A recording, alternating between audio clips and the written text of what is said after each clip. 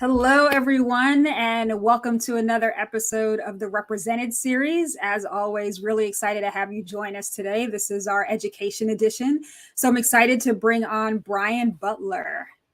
Welcome, Brian. Hey Dana, how you doing? I'm doing well. How are you doing? I'm doing great. A little hot, but still doing really good. Yeah, I know. I feel like I've spent the past two episodes talking about the heat oven. Right. We're all literally kind of just standing next to, or some of us are inside of the heat oven, feeling it a little bit more than others. I know you're in Texas, so I apologize. I've had a long time to deal with it. I won't say get used to it, but I've Right. learned how to deal with it. Yeah. I was gonna say I think it's more so just that last part of just dealing with it. It's like you never really get fully used to standing in that level of heat or No, breathing in it, whatever the case may be. not at all. Awesome. Well, so excited to have you here today. I know that you have a lot of knowledge that you're going to drop on everyone. But before we get started, please tell everyone a little bit about yourself and what you do. Yeah, absolutely. I'm Brian Butler. I am CEO of Wealth Standard Financial here in Houston. We help clients all over the country, business owners, people preparing for retirement, and those Henrys. So if you've never heard of a Henry is a high earner that's not rich yet.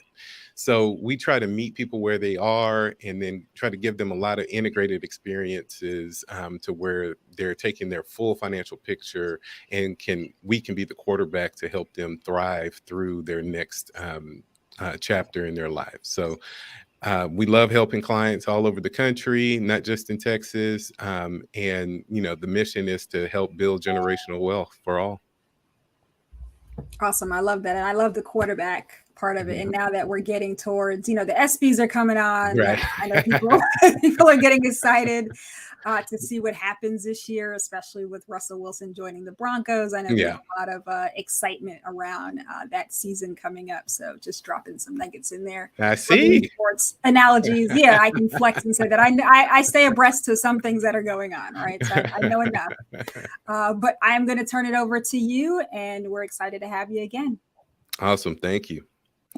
So, my name is Brian Butler. Again, I'm a certified exit planning advisor, a chartered retirement planning counselor, and a certified plan fiduciary advisor.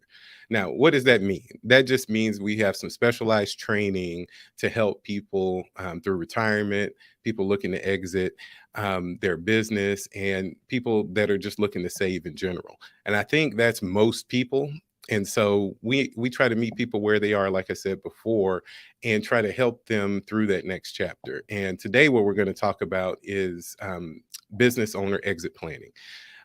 Business owners make up the majority of all businesses in this country. But most business owners don't know what their largest assets value actually is, and they tend to not plan for retirement really well.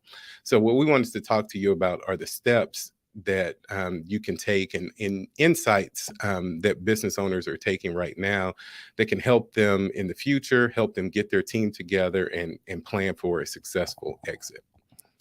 So the historical succession rates that we're going to go over, the state of owner readiness is a survey that's done by the Exit Planning Institute.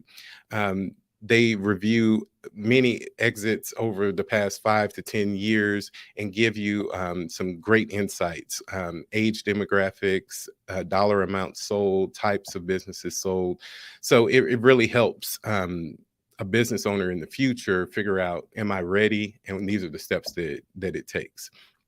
Going to go over some of the readiness issues and assessing some of the ranges in value that people go over. So most business owners think, of course, their business is worth more than the market dictates. So your business is worth, what you can sell for it. And so the goal of a certified exit planning advisor is to help you increase the value of your firm so you can transition and live the lifestyle that you want. So if you look at some of the research, a lot of people put their head in the sand when it comes to figuring out how much their business is worth.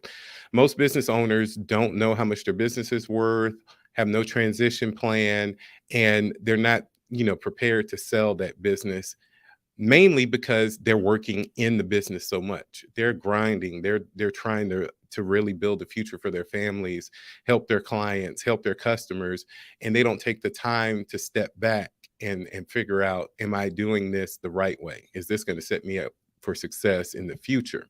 And so that's what we try to show some of these statistics. 76% of owners plan to transition over the next 10 years.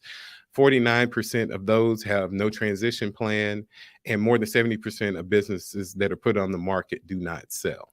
Now, those businesses do not sell for a couple of reasons. Either they're not marketable, people don't want them. Their systems aren't in place and easily duplicatable. Um, so a business owner will want to have systems in place to where they're not having to overhaul everything, rehire employees. They kind of want to plug and play. The easier you can make that on the next owner of the company, the more value that you're going to get. And the last reason, and probably the number one reason, is owners' cold feet. Owners get to the finish line, find a buyer, increase value, and at the end, they just don't know what to do with themselves, and they get scared and don't sell the business. And that's a very common thing that kills most succession plans.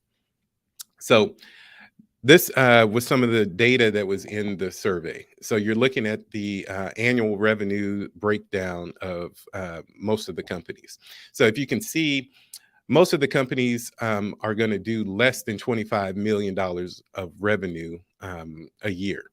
That's the majority of people looking for an exit and the majority of people surveyed. Now, that's the case because most of the businesses in the country, like I said before, are small businesses. Small businesses are the heartbeat of America. They're the number one employer in America, whether you know it or not. The big companies get all the headlines because, one, they're in the stock market sometimes, or they're a huge employer in a particular area. But those small businesses in your local community are what drives the U.S. economy. And so you can see, if we can get those particular business owners in those areas to have a great succession plan, it's going to help their retirement, their financial future, and their families for generations. And so if we can help be a part of that, that's the goal. This is the age range. Most of the sales of businesses moving forward, especially over the next 10 years, will be by, of course, baby boomers. Baby boomers are the number one generation as far as business owners in the country. And they have a lot of wealth that's going to transfer hands, and trying to figure out what they want to do with that time that they're going to have and what their next chapter looks like is a huge deal. And you can see the breakdown here. These are the businesses that have been owned for one generation. That's a huge number. That 71% number is huge because most businesses don't make it past the second generation. One of the reasons why I became a certified exit planning advisor was to help people not have this problem. So proper education, as soon as you start a business, you should think about the end in mind. So how would you succeed? Will this go to the next generation? Will this go to partners? Will this go to the management of the company? Will it go to employees? These are all things that you want to have in place as soon as possible, meaning you started your business, you hired your first employee, you need to be thinking about what you're going to do as far as an exit. And that can be 20, 30 years from now. But if you have the plan in place and you're working towards that, it's going to make your life that much easier. And we can prevent, first generation businesses not being able to make it to that third and fourth and fifth generation.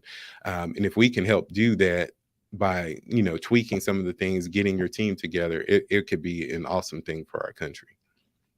So most people don't know what they don't know. And if you can see it right here, not sure and no are the majority of, are you familiar with all your transition options?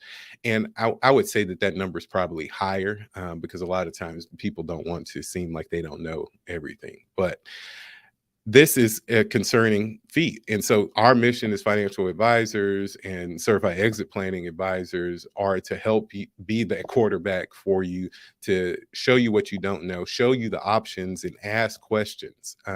Our main goal is not to sell products. when you're helping with an exit plan.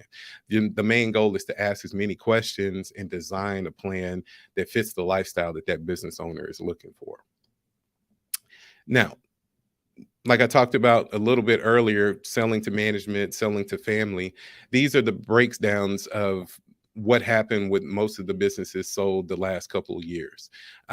Internally, the ESOP is an employee stock ownership plan. Internally to management or partners, selling externally to third parties, recapitalizing and selling on the open market, or just liquidating the business completely. So you see the complete breakdown there. It's all over the map. There's no one right way to exit a business, but this can give you a breakdown of some of the pros and cons as you work with an exit planning advisor. So you see the internal and external. Internal is selling to the employees, management, or someone that you know. External is going to market, selling to a third party, whether it be a private equity, a merger, things like that. So it's 50-50 just about. And so you're seeing the breakdown here even further, the family, partner, management, and employee stock ownership. Most companies are going to family, but if you look at the internal transition here, most businesses are going to family, and 71% of those businesses don't make it past the first generation. So as you can see, there's a correlation there. So the more you can sell to third parties or prepare your family for that next gen, it's huge.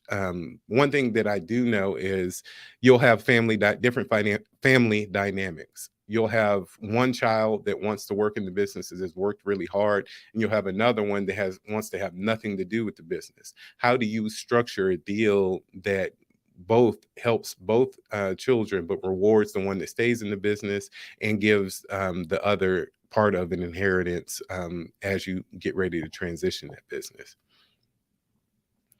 So here's some more statistics: 1 to 2 years, 3 to 5 years, 6 to 10 years. The ranges that when you're going to transition the company. But like you would expect, the older you are, the sooner you're going to transition. You see greater than 70 years old are looking to leave in 1 to 2 years. And then it's evenly spread between 3 to 5 and 6 to 10 years out.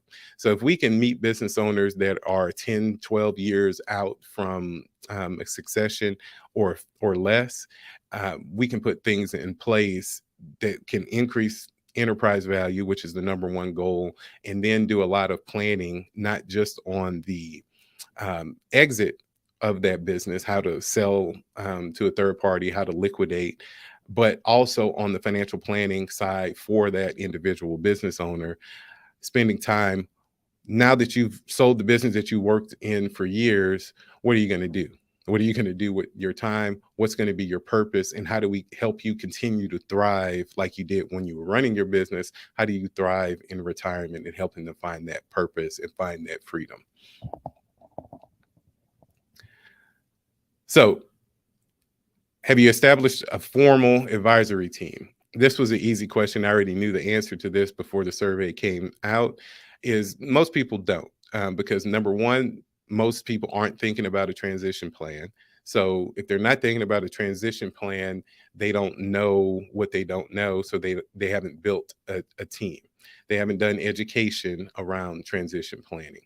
And this particular part of the survey, of course, broke my heart a little bit because I'm a financial advisor, and we have a bad reputation in the industry. I hate that the CPA gets all the love, and you can see the accountant is the number one most trusted advisor for most people, their spouse, and just other in general. So you can see financial advisors are pretty small on that pie. We're about 4%. So we have a lot of work to do so that people understand that we do a lot. We're the main point of contact between your estate planning, your tax attorney, your valuation partner, your mergers and acquisition attorney. We usually are the go-between for all of those particular areas. And we just haven't done a good job of telling people all the things that we do. So we're trying to be that quarterback and get the ball out to those other team members. And so, of course, I'm using too many sports analogies, but but we're able to help transition and help talk the same language, so that the ultimate goal is for us to work for you. And if we can integrate and all talk to one another, it's just going to make the process that much more expedient and smoother for you. So this again talks about the plan. No plan documented, no plan documented and communicated. So there are steps. You have to, one, have the plan, you have to document it, you have to communicate it. Most people aren't going to take the time. So this talks about the checklist that can help. Spend some time talking about the transition, getting all your personal financial information together, helping to build your financial team. And that's one of the things, as a certified exit planning advisor, we can help with, is build out that valuation person, that tax attorney, that mergers and acquisition attorney. We can do a lot of those things to help get you to that next level. You're going to need a business valuation. When do you pay for a certified business valuation versus just getting a non-certified, so you can make some decisions moving forward? You look at you're prepared when you have a written transition plan.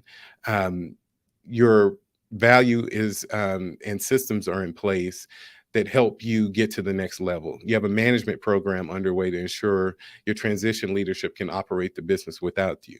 Now, operating the business without you is your main target. So you've won when you can take a 3 to 4 month vacation and the business either runs the same or better without you there. That's when you know you've done a great job as far as being able to transition out. If everything falls apart the day you take a vacation, you're not ready, and we have a lot of work to do. So, like I talked about earlier, business owners are the number one reason why these deals don't follow through. And it's just because they don't take the time to step back from the business and look at what are the goals that they have post-transition.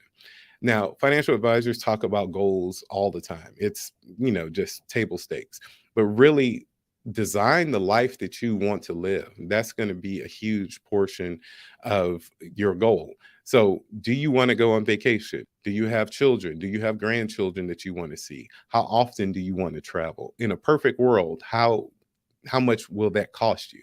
Take the time with a financial planner and go through that. See what that funding obligation is. And the earlier you do that, the easier it's going to be to put systems in place with your business and help you prepare for that next level.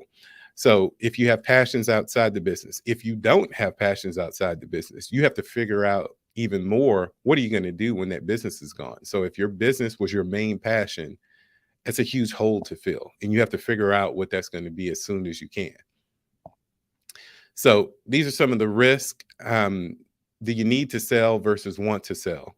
The needs proceeds analysis. That's one of those things that we just talked about. How much money is it going to take to fund that lifestyle that you want? Tax planning. Taxes are the bane of every citizen in America's existence. No one I know enjoys paying taxes. Most hate paying taxes, myself included. So I'm trying to figure out different ways to use the tax laws to my benefit. The earlier you can get to doing that, the more money can be in your pocket and the next generation and the generation after that, with some proper estate planning and proper planning for your business. And then how much risk are you willing to take? Most business owners in their business, they're really ready to take a lot of risk. Outside their business, they're more conservative most of the time. And so you have to match up. Is that going to help you or hurt you when you do transition out? How much money is that going to need, how much money are you going to need to fund those obligations that you're going to have, and is your portfolio properly set up to do that? So when you're looking at the different valuation methods, so you're looking at your EBITDA, you're looking at your enterprise value, your revenues. Is your business bankable? Do you have a good reputation in the community? Do you have a succession plan of management? Is there management continuity? Do you have great employees? All of these things all go into increasing that enterprise value, because at the end of the day, when you increase in enterprise value, you have better systems in place. Number one, you're going to get more value when you sell, and then the person buying the company is going to get more value and keep the employees and keep the history that you had in the company. So if you're getting ready to exit, but you don't have to sell or you don't want to sell, the whole process is going to help you from an operations standpoint. If you can get into a best in class performance from a human capital, structure capital, social capital, and customer capital standpoint, if you can be best in class to where people are looking at you as the standard. So in hotels, the Ritz-Carlton is, the ultimate standard, because number one, they take care of their employees, they take care of their clients, they have some of the best properties in the world, and they have a great reputation because of all those things. And so if you can do the same thing on a smaller scale and sometimes on a bigger scale, it will help you be prepared and get that higher valuation. So is there a difference between readiness, mentally ready, and the difference between your actual enterprise value? I think there is. So the strategic value is math, is all math based. So you have your cash and your sales times a multiple equals your value. Now, the multiple is going to depend on your business. Some businesses are 2 times revenue.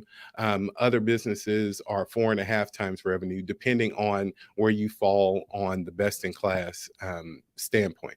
So most business owners think that they're over here to the right, that they're in best in class.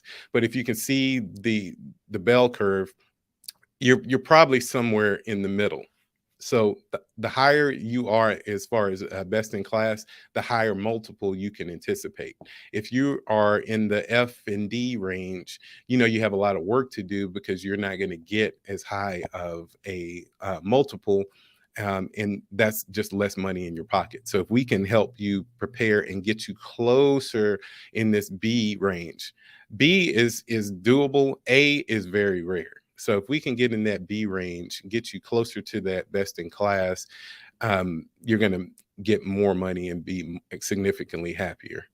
And at the end of the day, me being a certified exit planning advisor, we take into account all of these. We want to be that go-to person for all of your partners. So your valuation specialists, tax attorneys, CPAs, lawyers, family members, the management of the company, your CFO, CEO, all of those people, we're in that conversation looking to help the business owner navigate this complicated process. And so these are just some of the things that we do as far as helping the business owner, because we are the advocate for the business owner. Now, a lot of times people will ask, well, I have a CFO of my company that handles all the financials of the company, but is the CFO works for the company? Does the CFO work for you personally? And usually the answer is no. So we work in concert with that CFO to make sure that you as the business owner, your best interests are taken care of, both on the business side and the personal side. And so if we can bridge that gap, that's the ultimate goal of me as a certified exit planning advisor. Now, I love this quote by Warren Buffett, and this is the case for the stock market, for business owners, for anything you want to sell. Price is what you pay, value is what you get.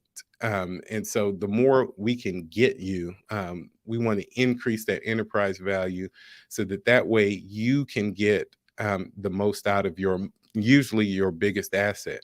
And the more people we can help do that, and represent people of all colors, races, political affiliations, we can help them. It's going to raise the economy. It's going to make everything a little bit better. And you never know, it might actually lower your taxes.